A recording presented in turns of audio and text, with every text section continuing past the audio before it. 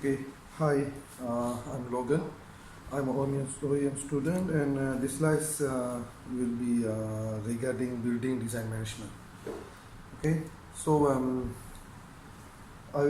this presentation will be show the proposal of the new Post Laju branch in Pekan, Kuala Kubu Baru, Selangor Darul Ihsan. The new branch will be double story with administration office, service counter, and warehouse. So this reason why I pick Pekan Kuala Kubu. The location for the new branch is due to lack of a post laju center in North Selangor. Currently, there are only two post laju center in North Selangor, one in Rawang and other in Kuala Selangor. Therefore, this building proposal will be expand post laju service network deep into the Selangor region. So, the presentation will be divided into three sections. Okay, here there is a first literature review on design process, second proposal for the new building, three impact for the new building. Okay.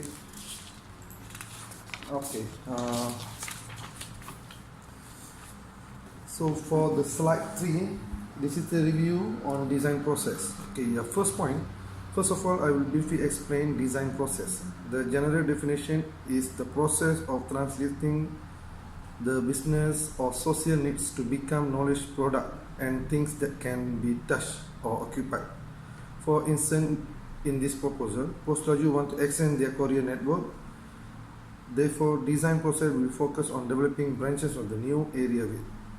In addition, Cambridge Mellon University defined construction design process as a process of creating the description of the new facility, usually represented by details, plans, and specifications. Okay, so on the third is a design process. Okay, design process, there are four major areas for construction in the design process. Okay, there is a needs and desire of the people, influence on the architecture, requirement in construction, and design elements. Okay, so first of all, in the needs are desire of the people. Discover aspects such as physical, intellectual, and aesthetic needs.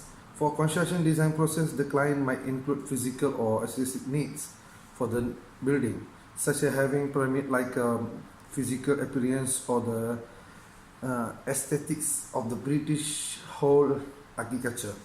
Second is the influence on the architecture, which covers the aspect of natural, culture, and technological.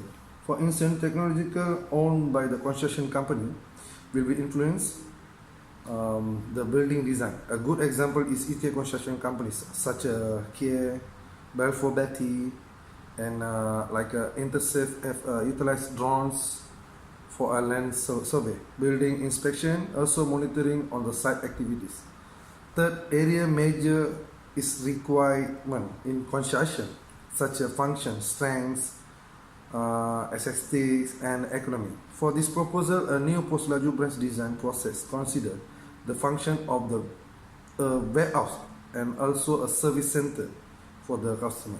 The last area, design element in line with the architecture. For example, floor plans is a mandatory in a building design process. Okay. So the next design process stage, there are seven. Okay, there are seven well-known stages for the construction design process. First phase is a program phase.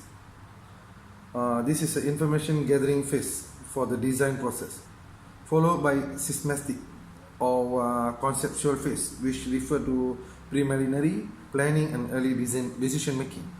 Third phase is a design development, where designer can finalize major decision about the project, such as detailed floor planning. Okay, the fourth phase is the contract documents. Okay, this refer to construction and installation drawings, specification, and other requirement documents. Okay, needs for the project, like the cost of the project and the strategic documents, and we call the document to prove that there's regarding the contract lah. Okay, the fifth phase is a construction, where it's a construction of the new project begin lah. And then after the construction end, the project will be enter handover phase, where the buildings or facilities handed over the customers to be occupied. Lastly, facility management phase, which refer to management of service for the building and facilities. Okay. The program phase. Okay, the program phase will be the first phase in a design. Is the programming phase. First of all, the designer will be define the problems. The definition include product or customer requirement, especially focusing on product functions and features. Next step is into establish objective. For the proposal, the objective set by the post laju is to exchange and fulfill the vision and mission. In order to achieve the objective, post laju need to expand its networks, okay, into area with high market potential. Thus, I have collect information on area with the potential market for the fourth laju center, finalized Kuala Kubu Baru in ideal location. Information are gathered from the clients, employee, project, architect, and municipal department, which is Majlis Daerah Ulu Sengor. There are three major steps in programming phase. They're defining the problem, establish objective, collect the accurate information. The designer will be information related to the project from client, employees, project, architects, and municipal department. Okay, the next semantic or conceptual phase. This is a second phase of the semantic or conceptual phase. Point in this step, the architect talks with the client to determine the project requirement and goals. And in these steps, the architects talk with the client and determine the project requirement, the goals. The achievement usually start with the rough study, drawing that illustrate the basic concept of the design. The most often includes specific relationship as well as basic scale and from the owner make desire. Also, initial research of jurisdictional regulations is a complete at this time. Initial cost estimations are also investigate based on total project size and complexity. Okay. So design development phase, it collect the result from the schematic design phase and take them one step further. This phase involves finalizing the design and specifications such items, materials, window, door location, and general structures details. Design development usually yields more detailed size plan as well as floor plans, elevations, and sections drawings with full dimensions. Okay, this is about the contract document phase, and as its client are comfortable with the drawing product for the design development phase can move on the construction documents. The construction document phase product drawing with the much more details we are used for the construction of your projects. The drawings typically include specification for construction detail and material. Okay. Once the construction documents are complete, the architects send them to the construction contractors for pricing and bidding, as well as building department for the requirement permit approvals. Construction document often includes a complete set of architecture drawing like a site plan, floor plans, sections, details, and etc. that are combined with structural drawings and possibly mechanical and electrical drawings that have enough detail for the contractors to build your the projects. Okay. The construction phase, after the finishing all the drawing and documents, the project goes into the construction phase, as the name implied. This will be the phase where architect, contractor, and designer start construction the buildings based on the design. This is longer and most important part of the design process.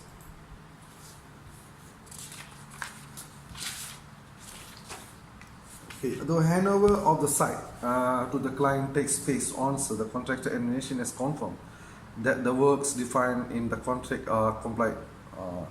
Okay, So this the handover phase include handover meetings between the contractor and clients into the inspection sites.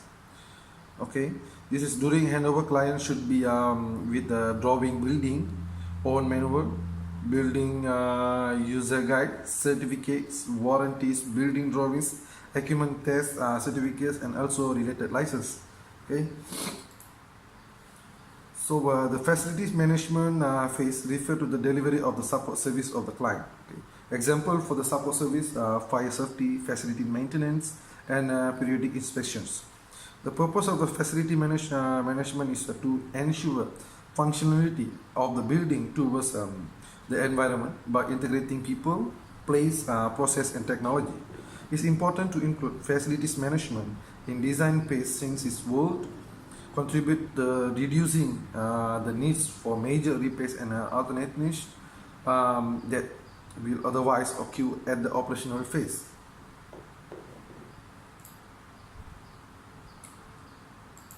So building proposal, holding that will be renovated. Okay, this is my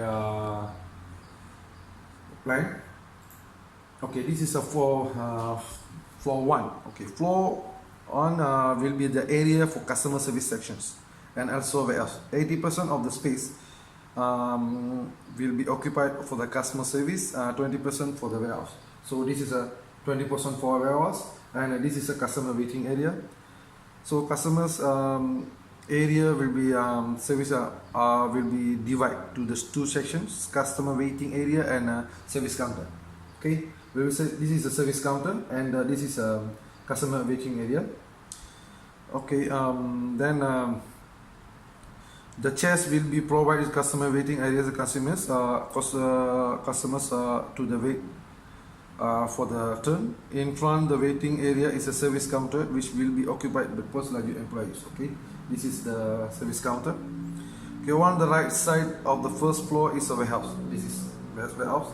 This will be the phase for the store post-graduate parcel, which is either to be store, pick up, or deliver. This is area rejects for the customer can only be accessed by the employee.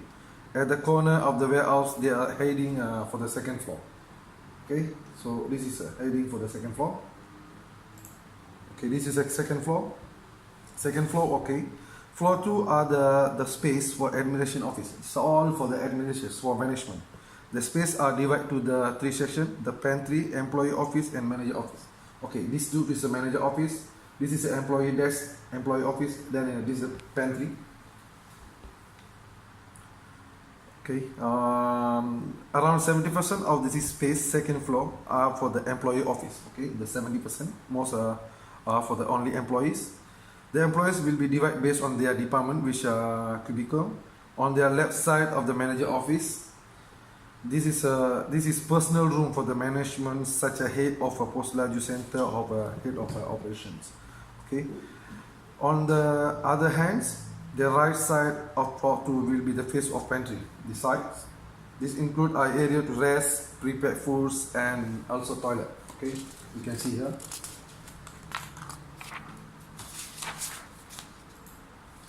Okay, building proposal. Okay, the point. Fulfill client requirement. Okay.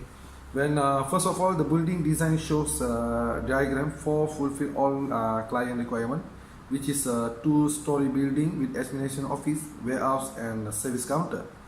Okay, the explain therefore is a floor plan section. The upper floor will be the administrative office, and the ground floor will be the service counter and warehouse. The point 2. Aesthetics and physical appearance. Post-graduate Jinjang, okay, design apart the traditional post-graduate looks. Okay, the interior is mainly white with red lines for post-graduate center signboards. This design is easy to be recognized by the customers as it have been used for generation by post-graduate. The third is cost saving. Okay, adapting proving building design will be save a lot of economy resource. Instead of designing the building from scratch, postgraduate will be provide Jinjang branch design process. This will be reduce the cost for design process. For example, the cost of time and money need to draw new building design. The last point is effectiveness. Another solid reason to adapt post laju jenjang design to the required process effectiveness. Post laju jenjang have been established for few years. There should be a look of feedback on the project from customer and client perspective. For example, the certification of a customer using the buildings, certifications for clients will cost spent on the design, functionally for post laju and customers.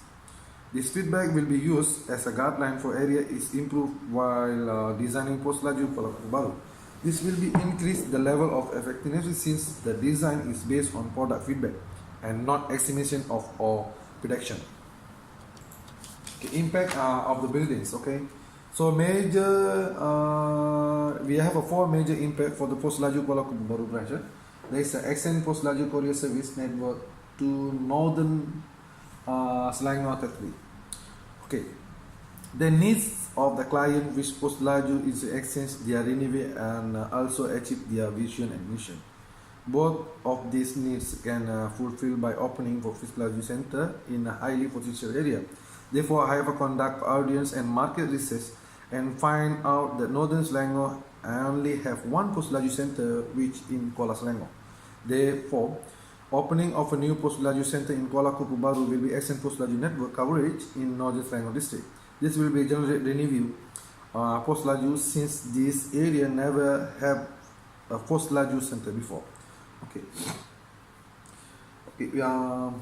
Okay, give the target audience an opportunity to the access online business. Post laju center opening opportunity of online business is there for individual or small business in Northern Selangor area. The branch will be the hub storing, delivering and pick up for the online business parcel.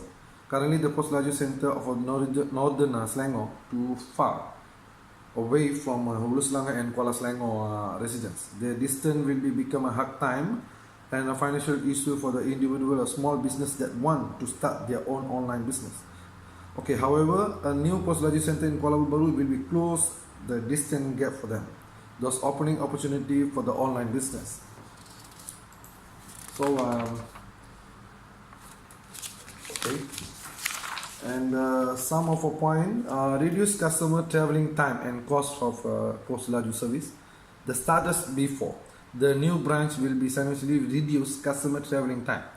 Kuala Selangor Post Laju Center is located 20 km away from Kuala Baru, while the new location is operational within 5 km from all major cities in Hulu Langat.